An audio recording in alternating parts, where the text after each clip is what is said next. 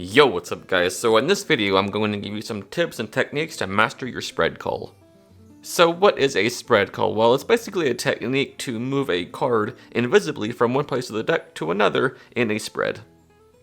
So this move was created by J.N. Hofzinser. Now he doesn't really call it a cull, or he doesn't call it anything really. He just describes this move in a trick that he calls synonymous thoughts from his book Kartenkunst. Kartenkunst is German for card arts, and the move goes all the way back to 1910, which was when this book was published. And since then, people made their variations. They update the move, they call it the cull, and here we are learning the move today. Let's get into it. Alright, so first I will demonstrate exactly how the move is described in the book, alright? So what we do is we have a card selected. In this case we have the 7 of hearts. Now the 7 of hearts is then replaced somewhere back in the spread, probably in the same spot, and then they really could have picked any card and put it back anywhere, but the move is control the bottom of the deck.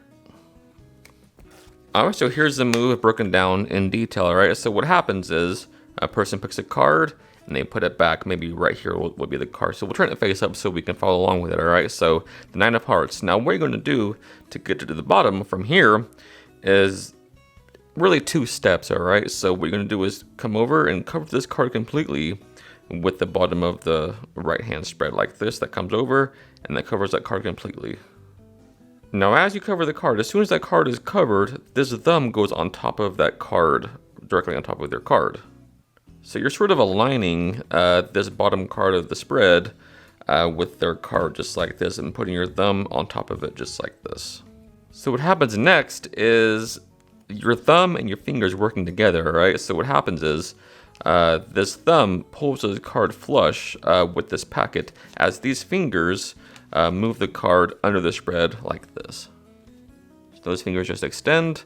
As this thumb moves in, these fingers move out, thus pushing that card towards the spread.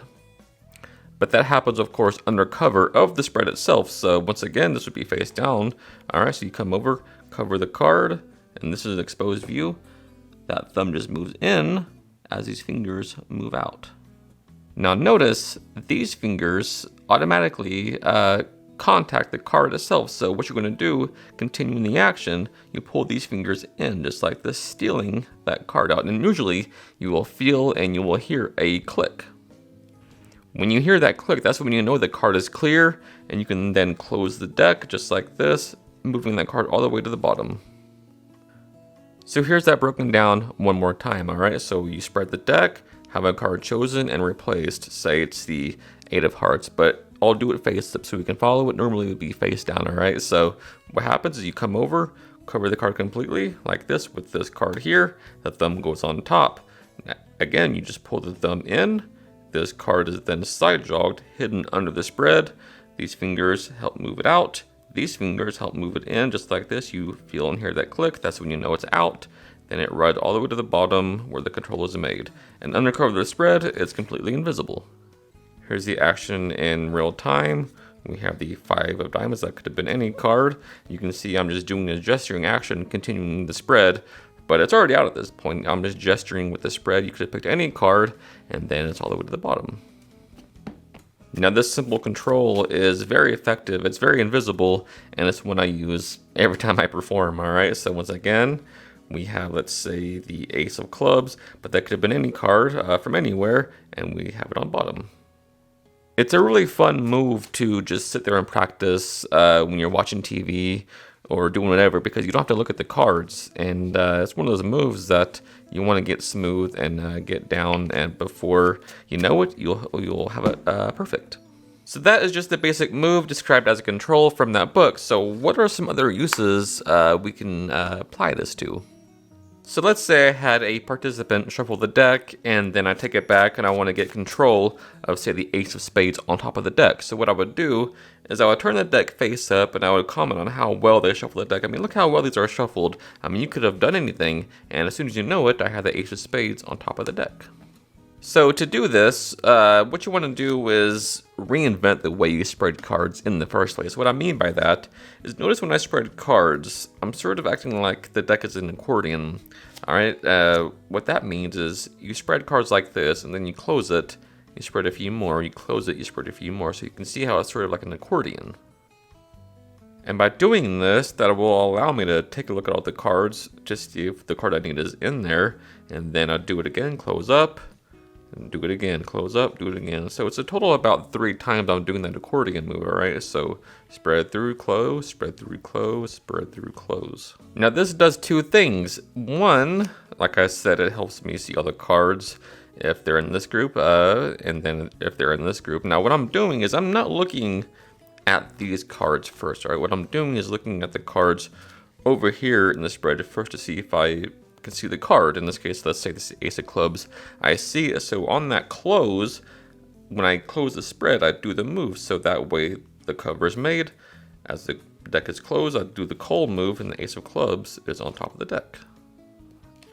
So the open close move really helps in the covering of the card that you need to get ready for the Cull. So let's say I need the Queen of Diamonds, alright? So I would spread through, looking for the Queen on this side first, of course, never on this side first, alright? So you keep going through, looking for the Queen of Diamonds, I see it there. Now what I'm going to do is put my thumb on top of it to secure it for the Cull. As I move to close the spread, this 9 goes on top of it, and I execute the Cull, alright, just like this, moving it to the top of the deck. Now the moving in of the spread helps with the culling, and the moving back out helps with the getting it out of the spread to cull it to the bottom. Alright, so the moving in, that's when the cull is made. The moving out is when the card is stolen out of the spread, so you can move to the top. So the accordion move, I think, is a very effective method. So here's a very nice trick that you can do utilizing that face-up spread call, right? So let's say I picked a card for myself, but nobody looked at it yet, all right? It was a mystery, so let's put it maybe right over here, and we'll just keep that a mystery for now, all right? So what we're going to do is try to find a mate, and what a mate is every card has one. Let's say the Ace of Spades, its mate would be the Ace of Clubs, and so on. Every card has a mate, so what we're going to do is try to find the mate to this card here, right? So what I'm going to do, shuffle the cards, and just like I did, just say stop anytime, all right? Say stop, maybe right here is fine. We'll put that there. And the card that you picked from a shuffled deck is the 7 of Hearts. So the mate to this 7 of Hearts will be the 7 of Diamonds. Wouldn't it be crazy if somehow the card that nobody knows what it is, that I just took randomly, is a 7 of Diamonds? Well, let's just check it out. It's the 7 of Diamonds. That's crazy.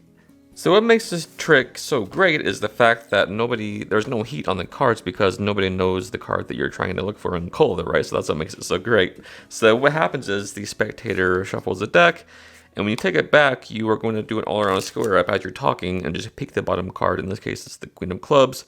So just take it back and then just do an all-around square up like this, just peeking that bottom card, the Queen of Clubs. Now what happens here is you're going to appear as though you take a card out for yourself, but really you just force it on yourself, that bottom card. And you want to do it with a Hindu type force, alright? So that way when you force it later, the other card later with the Hindu shuffle, it looks the same, right? So what you're going to do is try to Hindu shuffle like this, and just stop somewhere. I say, we'll take a card out at random, and nobody will look at it yet, alright? So when you say that, just put these cards on top, side shot like this for the time misdirection, and sort of wipe down an area as if to clean it. That doesn't make any sense, right? Just for the time misdirection, they are focused on this. It's just a little touch is nice. So what happens here is you just take these cards off like this and drag that bottom card off with your fingers as you move the packet, all right? So that just gets dropped on there, just like that. So now at this point, you legit have no idea where that Queen of Spades is, the mate to the Queen of Clubs, of course, alright? So we're going to find it using the Cull, alright? So you turn the deck face up and you start talking about mates, alright? So look, you say, what we're going to do is try to find a mate. And what a mate is you start spreading through just what a mate is, and I see it right there, so I just cull it. See what a mate is, so I call that card, is any card, say the Ace of Diamonds, its mate would be the Ace of Hearts, and so on. So you just spread in the deck, talking about mates, and then you locate the card and call it to the top. If for some strange reason you turn the deck face up and it's already there on the bottom, then you struck gold and say, look, the card over here is actually the mate to the Queen, or whatever you want to do, right? I mean, you've hit the lottery if that happens. But if it's in the middle, which it normally is, you just go into your patterns, say, look, all cards have a mate, blah, blah, blah. For instance, the Jack of Diamonds, its mate would be the Jack of Hearts, and so on. So you just locate your card, and then you cull it to the top. Now keep the deck face up as the cull is made, alright? So it's done, and the card is where you need it to be. Now you're going to force it on them, alright? So what happens here is you say, look, just like I did, just say stop anytime at a random card, alright? So you're just going to do a Hindu Shuffle Force type action. They say stop somewhere, and you put these on top of your fingertips like this, and then you move everything down to the table like this, face down, and you plop that bottom packet onto the table. This results in the force card being on top of that lower packet, so in this position, it really looks like and sells the fact that the card is coming from the middle, right where this had stopped like this. That's a very convincing move. It's like this, you turn the face up on top. So you want to act surprised as if you didn't know what this card was, right? And most of the time in forces, people say, they sometimes name the card before they see it, which is crazy. Alright, so you want to act like this is a genuine free selection. The Queen of Spades. So we know that the mate to the Queen of Spades would be the Queen of Clubs. And you say, how crazy would it be if somehow I knew to take this card out randomly from the deck because I knew that you would take out the Queen of Spades, or whatever you want to say. The pattern is up to you, right? So in a crazy coincidence, what if that actually happened? So you turn the card over, and it's the Queen of Clubs. Now let's see how we can use the spread cull as a force, and there's a few different force ideas that I want to share with you, alright? So the first one being just the normal under the spread force. Alright, so the force card starts out at a position where you can comfortably cull it, alright? So in this case, I'll have it force from the top. Our force card would be the Six of Diamonds, alright? So what you do, you start spreading and you cull that fourth card. We know it's the force card because we put it there, alright? So you start spreading like this, and after you cull it, you say, look, I want you to touch any card that you want. And what's happening is you're spreading the cards, but that's being written under the whole time like this. I want you to touch the back of any card that happens as you're spreading. The card is just right there the whole time. Alright, so you do that. I want you to touch the back of any card as I spread it like this, alright? So maybe they touch this one right here, alright? So you break the spread, and you say, look, just remember that card, and don't forget it, alright? So what happens there is, obviously, you do the spread cull, and when they touch the card, you separate the hands like this. And as you come up, you don't want to show this because that'll look kind of weird, right? Because that card is not where it's supposed to be. So to fix that, you just sort of tap the side like this to coalesce it. This is what happens underneath. You coalesce the spread like this to tap it, and the card is just written under, so that way it looks like where it's supposed to be. So in full speed, we cull the card, they touch one random card, and we just tap it like this, come up, and they look at the card. A lot of people will try to tell you that the tap is amateur and you shouldn't do it, but don't listen to them because I do this all the time, and it's a great move, and it's great force, so just do it. But if you're really worried about it and you don't like the tap, here's what you can do to sort of finesse it, alright? So once again, do the cull, then you touch the back of any card. Now, again, you separate the spread, and as you come up, just sort of take your thumb, stretch your thumb across it so it can contact the back of that card they actually touched. As you come up, just move your fingers like this. So this way it really looks as though it's the card they touched with no funny moves, alright? So you sort of close the spread as you lift up, that thumb contacts their actual card they touched. As you come up, extend those fingers, and that's the card. So here's another nice force utilizing the spread cull. Alright, so again, the force card is at position 4 in the deck, just like this.